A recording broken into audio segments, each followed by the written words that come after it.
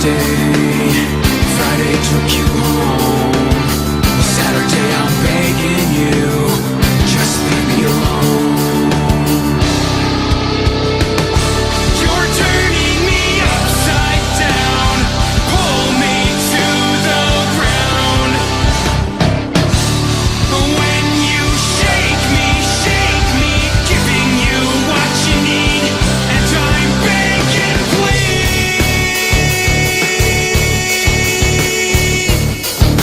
Break me, don't break me, don't break me, don't break me. Hello, everyone. You know, racial profiling is a very serious and controversial issue, calling into question the rationality of our fears, balanced with the unfairness and unethicality of stereotyping others. Americans as a nation tend to overreact to perceived threats, or national tragedies, or scapegoats to economic or national security, or people who practice a lifestyle that goes against their religious upbringing. I'm not judging. People are naturally afraid of terrorists like Al-Qaeda, or catching the gayness, or illegal immigrants, or the Jews. I'm afraid of monkeys gaining sentience or becoming carriers of a global outbreak of rage virus. And the gayness.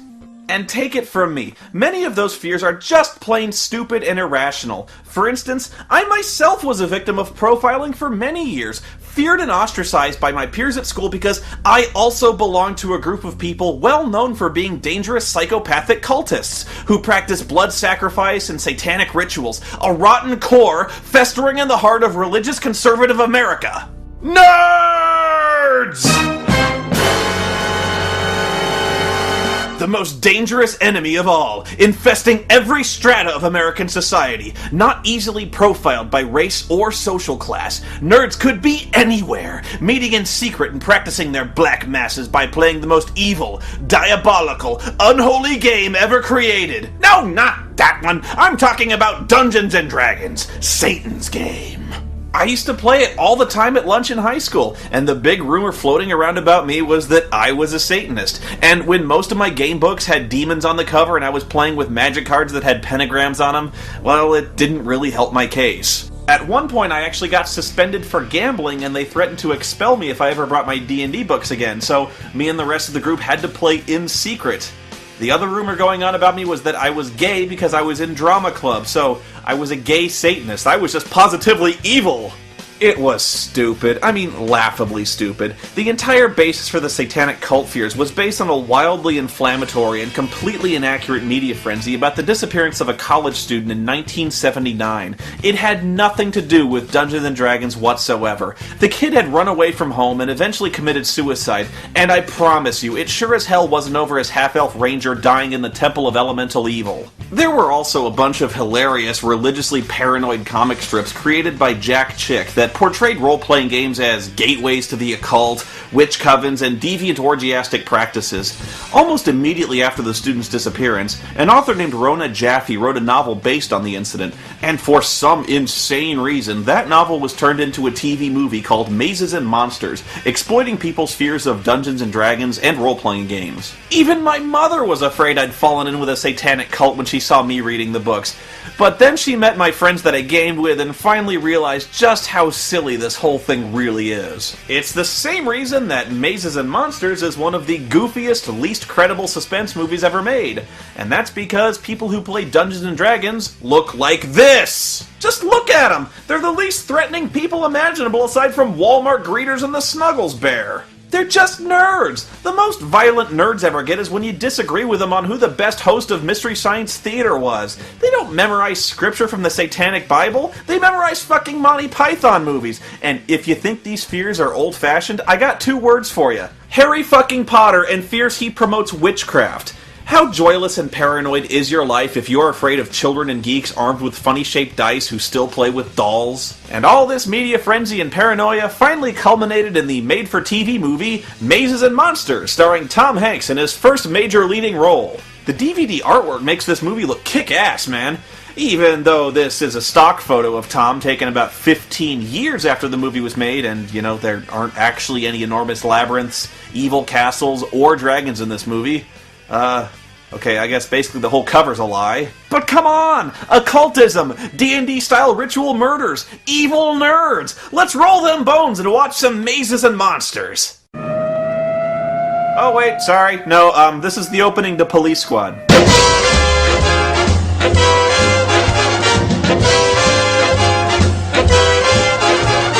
Look, we heard a game of mazes and monsters got a little out of hand over at the university. 15 seconds, bud. Oh my god, what?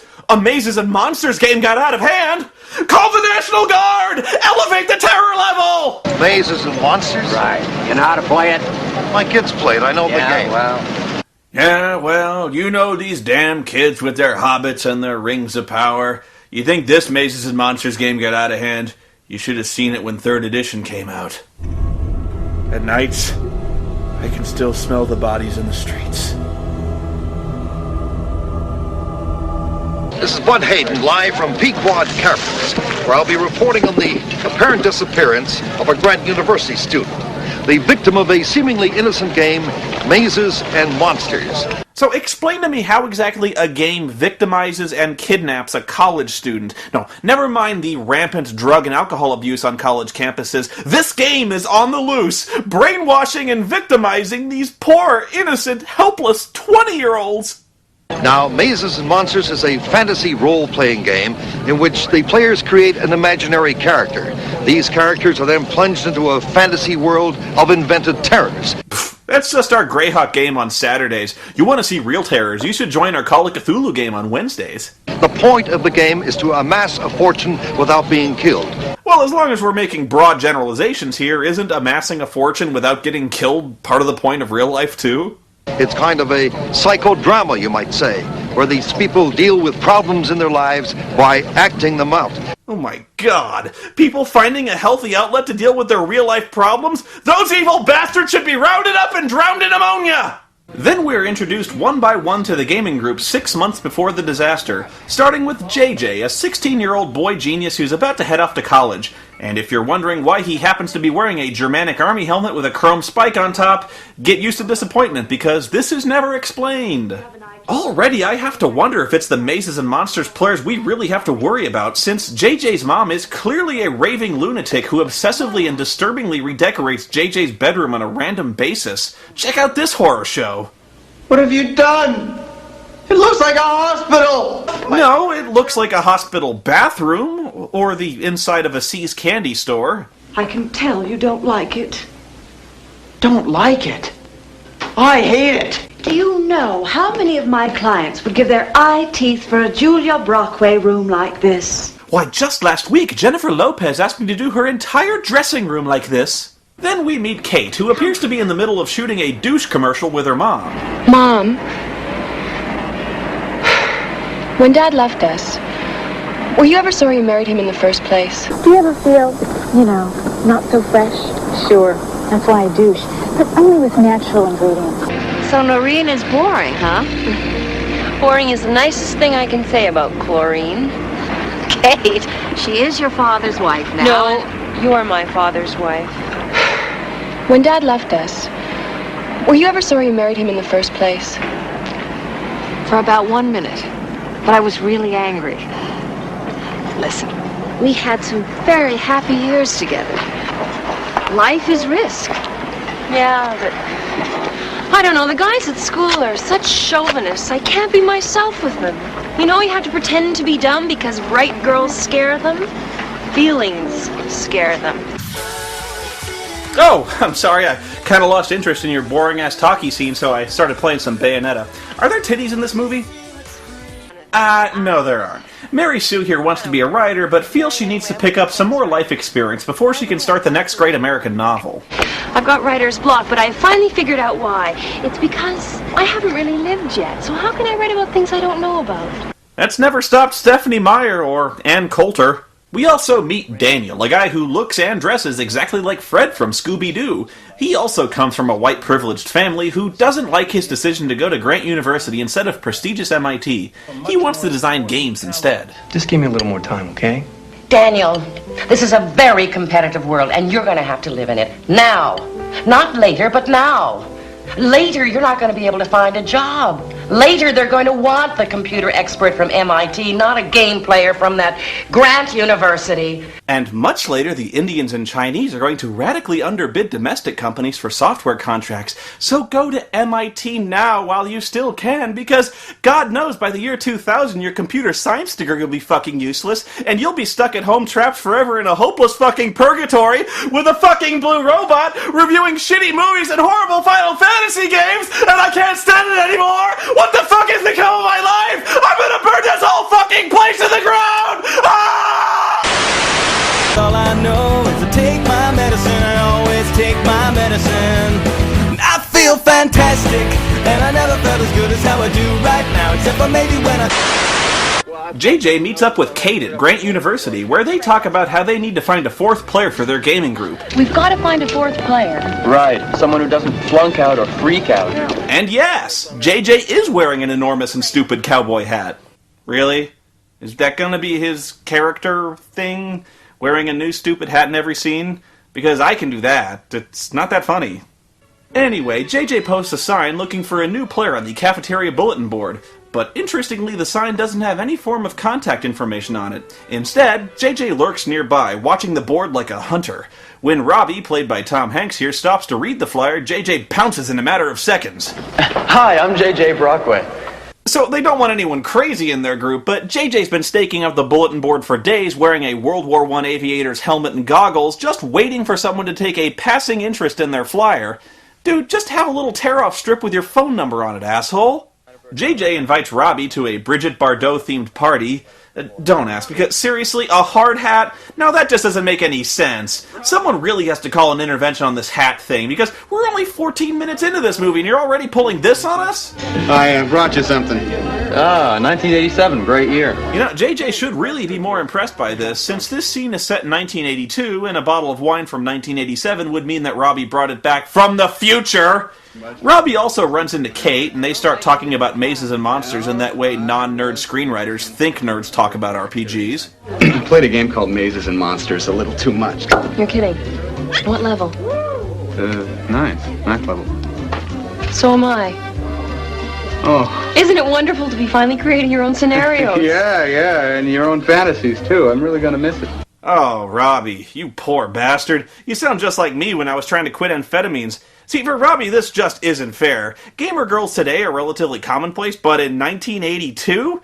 Shit, finding a girl who could talk intelligently about Dungeons and Dragons was a statistical impossibility. It was like discovering penicillin by accident. So, if you were a nerdy guy and you actually had the chance to meet a gamer girl, it was like the holy grail. It was your one chance in ever to get laid. So, grades, D&D, and sex... I am the maze controller, the god of this universe I have created, the absolute authority. Only I know the perilous course which you are about to take. Your fate is in my hands. Yeah, this guy's pretty good, but this is how you really run a game. Feeling brave tonight? How brave? Brave enough to do battle with hideous monsters? I'm Glacia the Fighter, and I've won the mighty talking sword of Lothia. I am Freelick, the frenetic of Glossamere, the cleverest of all sprites. I am Pardieu, a holy man. In reaching the 9th level, I have acquired many magic spells and charms, the greatest of which is the Graven Eye of Timur. Yeah, this is what happens when someone who's never actually seen a D&D game in his life tries to write a movie about D&D. As you might predict, Kate and Robbie fall in love. So much in love that they even get a sappy frolicking montage. And this is the worst thing that could possibly happen in any D&D group, because there's nothing more annoying in an RPG than two players who are nailing each other on the side. It's just gross. They're always agreeing with each other and having sex. It just makes you want to kill yourself. You know that no Grant University student has ever committed suicide? What could I do? Maybe I should smash my motorbike into the dorm wall. Then JJ starts planning ways to kill himself. I'm serious. He just spontaneously decides he wants to die despite never seeming the slightest bit depressed the whole movie up to this point. This is a pivotal scene in the film. It's gotta be the stuff that legends are made of. I want them to remember J.J. Brockway. But who will inherit his hat collection? This scene really bothers me. He's never seemed suicidal up to this point. And despite his crippling fashion sense, he somehow maintains a huge circle of friends that are all too happy to attend his ridiculous theme parties. It's not fair! I want out of this movie too! The mysterious forbidden Peakwood Caverns. Boy genius, suicides in caverns. They talk about it forever. I'd be immortal. And so, determined to gloriously kill himself by dying in a cave, he goes to Pequod Caverns, but suddenly he's struck by a bolt of inspiration, an idea that will revolutionize role-playing games forever, intentionally sabotaging your Dungeon Master's whole campaign! However, between you and the evil undead is a deep pit, where at the very bottom you can see just a faint glitter. Freelick jumps into the pit to gather the treasure. How much does Freelick get? I love the look on the DM's face here. This is the classic Dungeon Master 1,000-mile stare of a hardened DM taken aback at just how fucked a player is, and realizing how boned the whole campaign's become in an instant.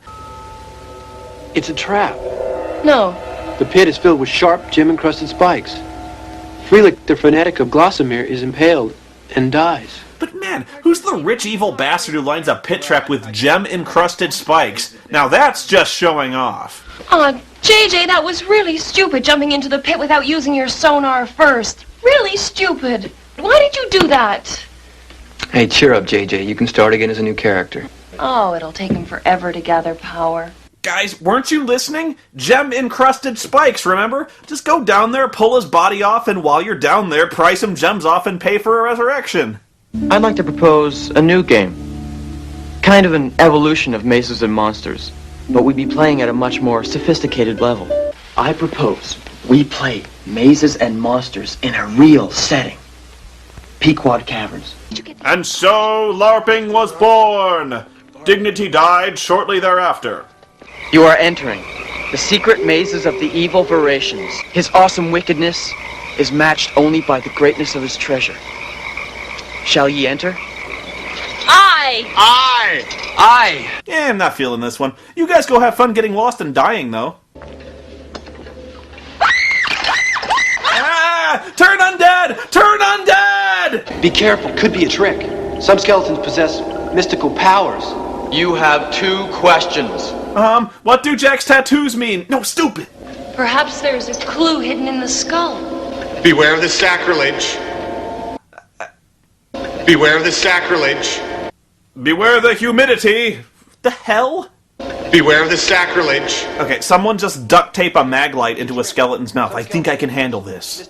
They start running around the condemned mine and, like any good adventuring party, split up to maximize their chances of falling down a precipice and being lost forever. That's when JJ starts rolling for random monster encounters. A monster! A monster! A monster! Agorville! Agorville! Agorville! The fuck is that? And then, without any foreshadowing or reason, Robbie sees the very same monster step out of the darkness to attack him.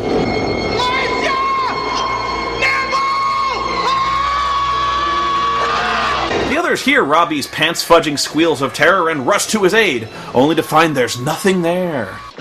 Hey, Robbie? All right, hey, Robbie? It's all right. It is all right now. I have slain the Gorville. And lo, I have slain it without thy help, so verily I am bequeathed solo XPs. The most frightening monsters are the ones that exist in our minds. As if an eye had been blinked. As if some phantom force in the universe had made a move eons beyond our comprehension. There was no giant. There was nothing in the tunnel but the puzzled men of courage who suddenly found themselves alone with shadows and darkness. Anyway, as you might have gathered by now, Robbie has mentally gone bye-bye. Bless you all. For some reason, the trip into the cave and encounter with the skeleton from JJ's anatomy class has him completely wigged out and thinking he's actually Pardue the Holy Man. So much so that he starts having visions of a god named the Great Hall. When you are worthy, then you will come to the 2 towers and be one with the Great Hall. It's a great effect, too, putting the camera at the end of 36-inch drainage tubing. It's very godlike. Anyway, the Great Hall tells Pardue he has to live the life of a holy man, and if he ever wants to cast the high-level magic spells, that means a vow of celibacy. Look, if you've met somebody else or you don't want to go out with me anymore, then that's fine. But just don't lie to me and say that you love me, but you can't touch me. But I do love you. It is it's possible for me to love you without making love to you. Just like Lisa Marie Presley. Robbie even starts wearing his cleric robes all the time and eventually goes on his holy quest to the Two Towers to find the Great Hall.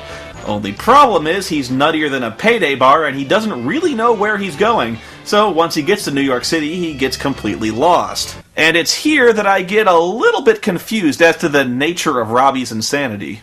When he's at college, he's wearing his cleric robes, but when he goes to New York, he's wearing street clothes. But he still acts like Pardue when he's confronted by muggers and he tries to cast magic spells to ward them off. My spells, I guard them with my life. I mean, either he's crazy or he's not. He thinks he's casting spells and starts mistaking muggers for Gorvilles, but he paid for a taxi to take him to New York City. He had to plan this out, or at least hit an ATM machine, and when he stabs the mugger with his knife, he conveniently remembers what a payphone is long enough to put a silver piece in and call for help. Warning, the following clip will completely ruin your ability to enjoy any Tom Hanks movie you'll ever see again. Robbie? Hey, I'm in New York. New York? Robbie, are you all right? What happened? Oh no, I can't remember. Robbie, it's going to be all right. Where are you exactly? There's blood on my knife. Knife? What happened? And it's on my hands. I think I killed somebody. I know I killed somebody. Robbie, just tell me where you are. That's not funny, guys.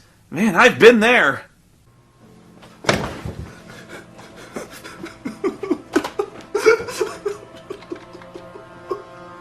It's bullshit! I did not hit her!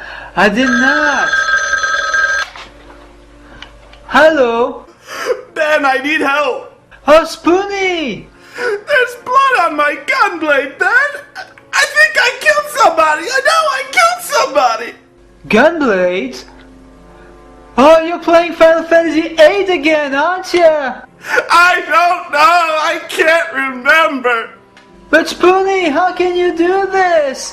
You're tearing me apart, Spoony! Robbie finds himself instinctively drawn to the subway system since it's the closest thing to a dungeon he can understand at this point, only far more dangerous with many, many more filthy, pea-smelling creatures, like this guy. I am Pardue. I am a holy man. I'm the King of France. Your Majesty, I have been on a very long quest. Can you tell me of the giant dragon? On my travels here, I heard him. Dragon, you say? Yes, the giant dragon, the one above. There he is. Okay, so he can't tell a subway train from a dragon. You know, there's a very real difference between crazy and stupid. Meanwhile, the group calls the police since Robbie's vanished and hasn't told anyone where he's gone to. Robbie a doper? No. Downers? No. Drink? Roofies, Quaaludes, Somas, the hashish, and predictably, the detective latches on to mazes and monsters right away as the probable cause for his disappearance. What do you guys think happened? One of the players Robbie played with got carried away and killed him. Well, that's kind of far out. Mazes and Monsters is a far-out game.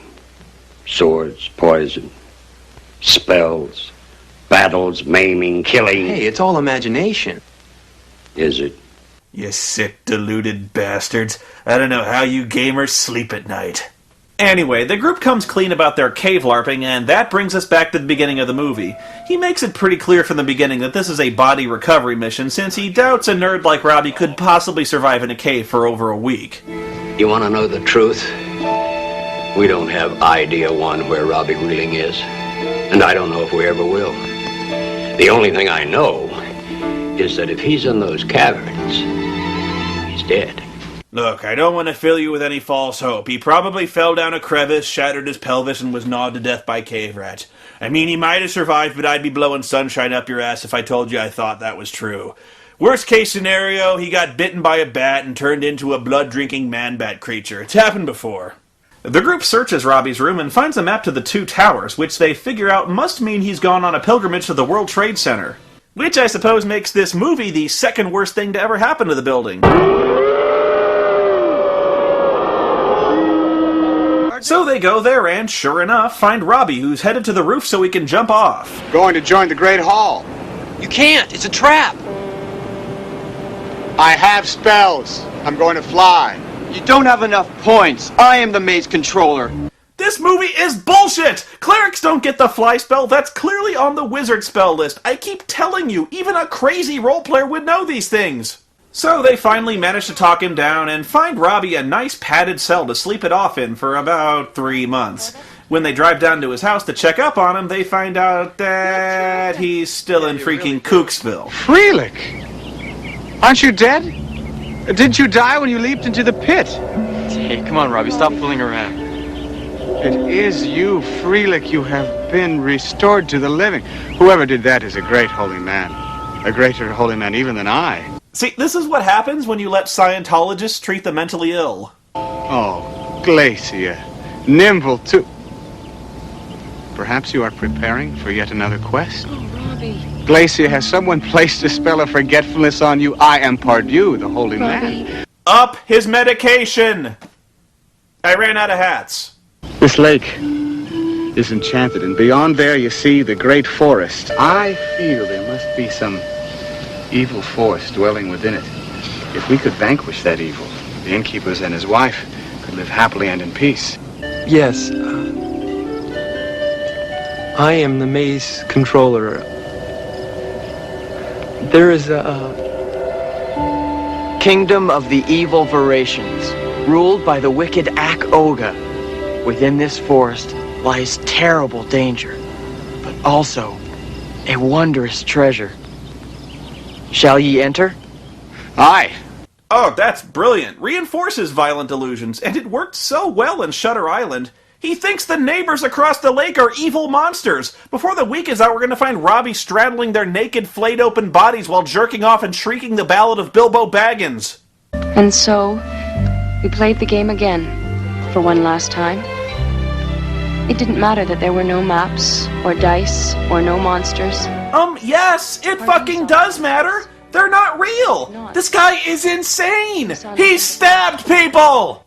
I just don't get this movie. I mean, it even seems to make my argument for me, since it's clear that Robbie's problems run far deeper than a simple role-playing game. After all, if the game were the cause of all this madness, then the entire group would be a deranged, murderous cult. But instead, we find the rest of the group are all doing quite well in school, have bright career prospects, and are part of a large, friendly social circle. We should all be so lucky. It just really bothers me that people try to find scapegoats and blame violence, murder, and insanity on completely unrelated things like works of fiction and violent video games. I mean, I play D&D, I play violent video games, but that's not why I kill people. I kill people because it's the only way I can get an erection. Wait! Get up early when the sleeping pill wakes me. I take a wake-up pill to fill with energy. I power on hard and I check my messages, but I don't have any messages. I take a driving pill and head to my car. I drive around a bit cause work isn't very far. I call my phone and I check my messages, but I don't have any messages. All I know is driving on drugs feels better when they're prescription. All I know is the world looks beautiful, the world looks so damn beautiful. I feel fantastic, and I never felt as good as how I do right now. Except for maybe when I think of how I felt that day, when I felt the way that I do right now, right now. I feel fantastic, and I never felt as good as how I do right now. Except for maybe when I think of how I felt that day, when I felt the way that I do right now, right now, right now.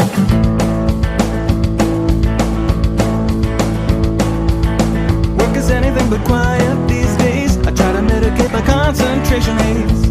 I can see the day unfold in front of me, so I take the stairs and hit the gym. The phone is ringing when I get to my desk. What was the sting? It's now a sharp pain in my chest.